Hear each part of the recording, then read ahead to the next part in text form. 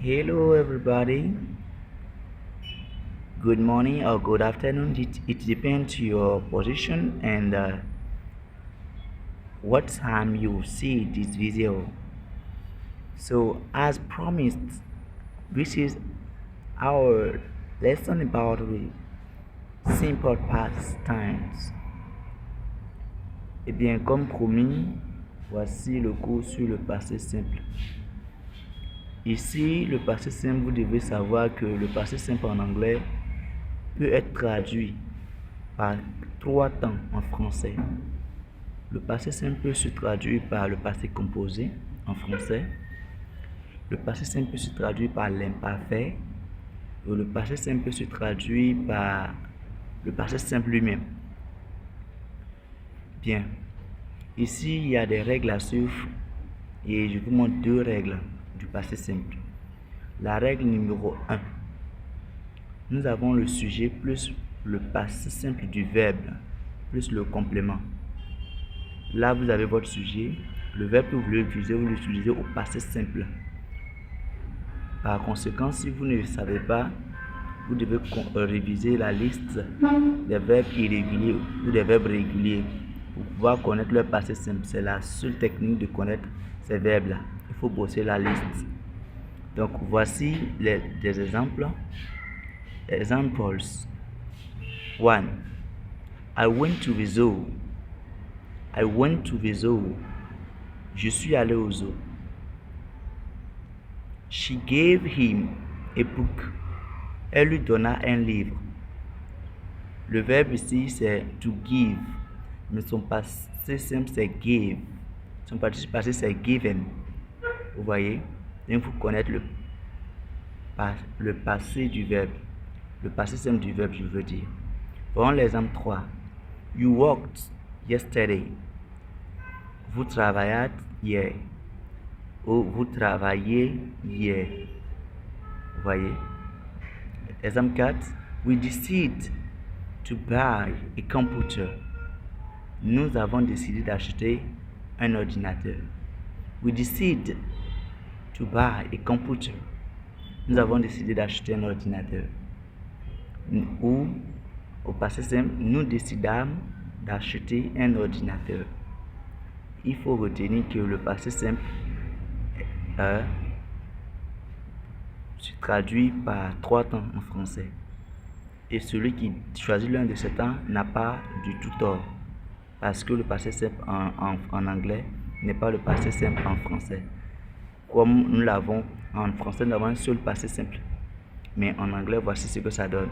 Quand vous traduisez la phrase au passé composé, ça passe. Donc la première règle, c'est sujet plus le passé simple du verbe que vous voulez utiliser, plus votre complément. Et votre idée est ainsi exprimée au passé simple. Voyons la règle numéro 2. Rule 2. Nous avons subject plus did plus verb infinitive without you. Nous avons le sujet plus did plus le verbe à l'infinitif sans le tout. Donc le verbe est à l'infinitif 0. Bien. Ici, c'est la deuxième technique et je crois que c'est elle qui est la plus abordable pour tout débutant. Comment exprimer le passé simple? Vous prenez le sujet. Après le sujet, vous mettez did. Après did, vous mettez votre verbe sans le tout. Voyons les exemples. Exemple 1. I did go to hospital. I did go to hospital. Je suis allé à l'hôpital. My friend did come before yesterday. My friend did come before yesterday. Mon ami est venu avant-hier. They did bear all this for nothing.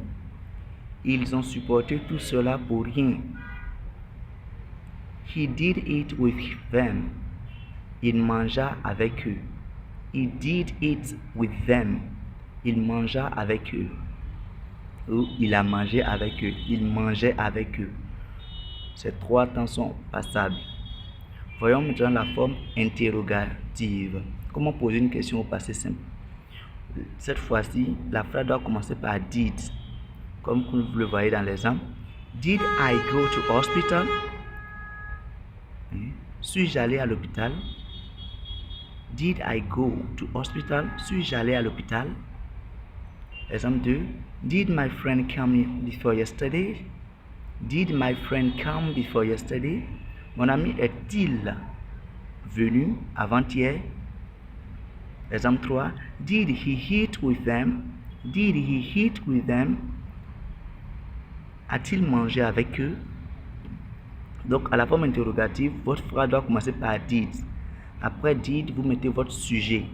Après le sujet, maintenant, vous placez le verbe. Et après le verbe, vous mettez votre complément.